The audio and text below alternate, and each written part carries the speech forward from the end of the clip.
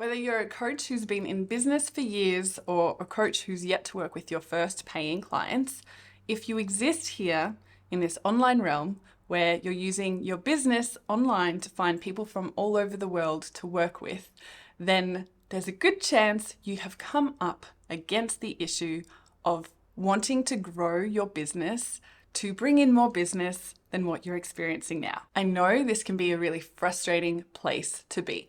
But the good news is that all those people who go on to grow their business and bring in more business and work with more clients in a meaningful way, most of them always pass through this very point that you are at right now, where you're sitting there kind of thinking, what do I do next? What is it that I need to solve to ascend beyond this place where I feel stuck at the moment? And that is what this video is all about. In this video, I'm going to share with you the only 5 problems that you'll ever come up against when it comes to growing your online business. Now, I say 5 problems, and specifically what I mean, the only 5 maths problems you're going to come up against, because in the world of online business, there is a myriad of mindset issues. And when we come back to this place that there are maths problems and then mindset drama, it is a really beautiful way to delineate what to focus on when. Now, this isn't to say that the mind drama isn't important or that it's something that you should just get over, anything like that. So much of the coaching I provide and things that I teach are focused on the mindset side of things. And it's just as important to remember that there are some really pragmatic, practical maths things that you can come back to instead of getting caught endlessly in the mind drama side. So with that said, let's dive into the first maths problem you might encounter when it comes to growing your online coaching or creative business.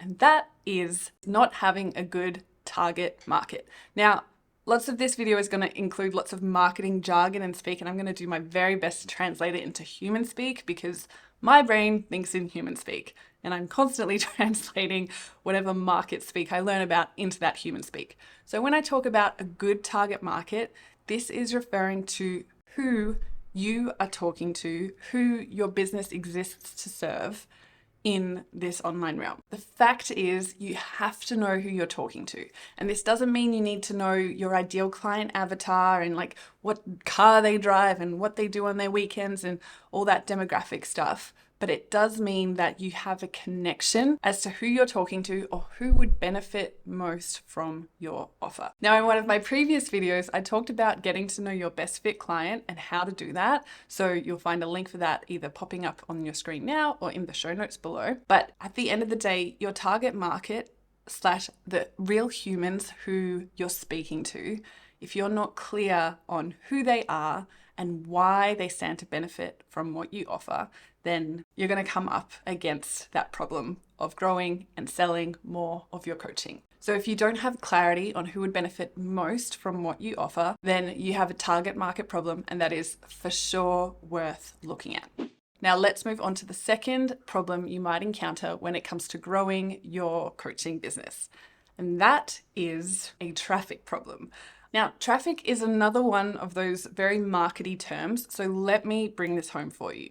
If you think of your online coaching creative business instead as existing online, but being a brick and mortar shop of some sort, say you were a cheese shop and you were based in a town on a street. If you were on a very quiet end of that street and you didn't have much traffic, like foot traffic or cars driving past or people knowing about your existence coming into your orbit, then that could present a traffic problem. So this is all to do with a problem existing if not enough people come across you. At the start of this video, I talked about how these are maths problems, and in online business, there's no getting away from the maths problem of requiring traffic, of requiring new people to come across you, to be aware of your existence and to know that you and your offers exist. I guarantee you've already heard about some ways to solve the traffic problem in your business. So perhaps you're doing organic marketing on social media to get in front of more potential best fit clients, or perhaps you've done a guest workshop in someone else's program, or a guest episode on someone's podcast. There are other ways to solve this traffic problem too. You might run Meta ads or Google ads or something like that just to get yourself in front of more people who then have the option to take a step closer and come into your orbit. Which brings us to problem number 3. You could have a conversion opt-in problem. That is super marketing speak, so let me break that down. If someone comes across you, say in an Instagram ad, and they click through to sign up for your freebie or to join your email list, and on that landing page, they don't have what they need to have the desire or trust or confidence to share their email in exchange for what you're offering, then you have a conversion opt-in problem. So you could have all the traffic in the world, but if your way of welcoming people onto your email list isn't working, if that free resource or that newsletter invite or whatever it is, if that isn't desirable or enticing or relevant enough to your best fit client, if it doesn't show them that it provides a real or meaningful micro solution to a problem that they have that you know you're equipped to help them solve, all of these things can get in the way of creating this third problem of not being able to take the people who come across you and welcome them one step closer into your world and onto your email list. Which brings us to problem number 4. Now, even if you've solved for the 3 previous problems, so you're clear on who it is you're speaking to and selling to, who your offers exist to serve, if you have traffic, if you have a way to get in front of new people, and you're doing a good job at welcoming those new people onto your email list, helping them realize that you're for them, then the 4th problem you might encounter is a selling problem. And this selling problem has a few micro problems within it. So your offer might not be the right fit for your target market, which is the who that you're selling to. Or these wonderful humans on your email list, they might not have enough know, like, or trust in who you are to feel safe and confident and excited to actually make their purchasing decision. So that offer could be bang on and such a perfect fit for who it is you're talking to, and you could be welcoming those people onto your list in droves and all of that. But if those people aren't feeling that sense of know, like, and trust towards you, then they're going to be missing the all-important safety, confidence, and excitement that they need to make their buying decision. Now, so much of what I teach and coach on and support my clients with is to help solve this selling problem on many, many levels. So rest assured you're in the right place if this is something you know you struggle with. And one thing I want to share at this point is you can be not perfectly dialed into problem 2 and problem 3. So perhaps you're not getting exposed to a great amount of traffic. Perhaps you don't have a heap of people opting into your email list every week. And for what it's worth, that has been the case for my business for many years leading up to now. So you're not alone if that's you.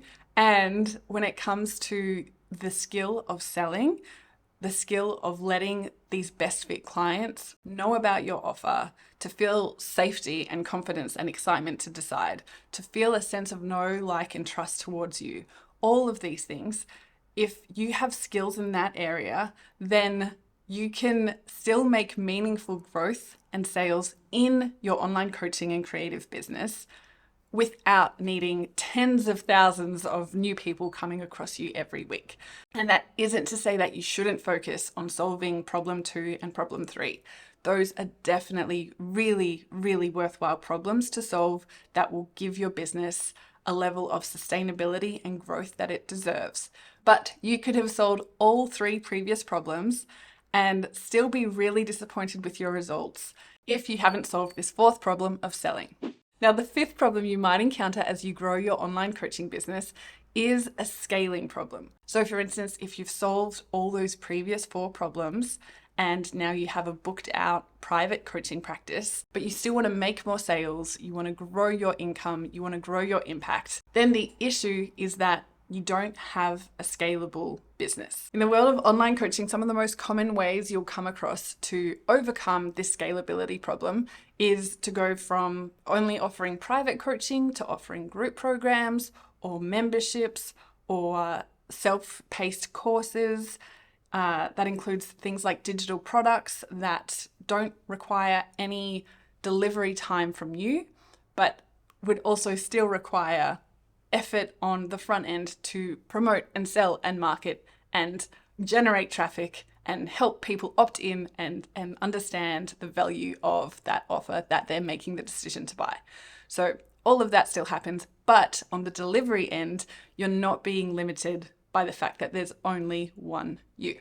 Now, I want to wrap up this video by going back to problem number 4, the issue of selling. So if you're encountering a selling problem, or even if you're not encountering a selling problem, but you're wondering whether it's worth focusing on the skill and building your skill of selling, I just want to share some of my experience of why I've been able to continue to grow my business even without paying as much attention to the problem of traffic or conversion opt-ins. And that is because my selling skills are so strong that instead of realizing the industry standard of making 1 sale per 100 people that see my offer, that's a statistic that refers to, say, 100 best fit clients see your offer, 1 of them is going to buy. And that's a demoralizing stat. If you have less than 100 or only a couple of 100 people on your email list, that can feel very scary of like, oh, how am I going to make sales if that's what I'm working with? But when you really nurture the skill of selling and find a way to do that, that jives with your strengths and feels as natural and service fueled and in your element as your coaching does, that's when you can see this growth. Because instead of only realizing that 1% conversion rate industry standard, you are going to realize something like 3% or 4% or 5%. Now, if you're hearing those numbers and they don't mean much, those percentage differences can be the difference between selling 1 new client or 2 new clients or 3 new clients or 5 new clients. Like if you sell a 4-figure coaching package, think of the difference that can make. In my own business, I experience between a 3 and 5% conversion rate, which is really well above industry standards. And I know that comes back to the skills that I share here and that I'm here to teach you, where you learn to sell your coaching in a way that feels regenerative instead of draining. So stick around. In the meantime, be sure to join my email list. You're going to see a link for it in the show notes below, so you can see that the skills that I teach to you in these videos come to life in a real and meaningful way that honors you as the multidimensional human that you are, and that feels congruent with how you want to show up in this world, how you want to show up in your business. So head to that link in the show notes below, and I will see you in my next video.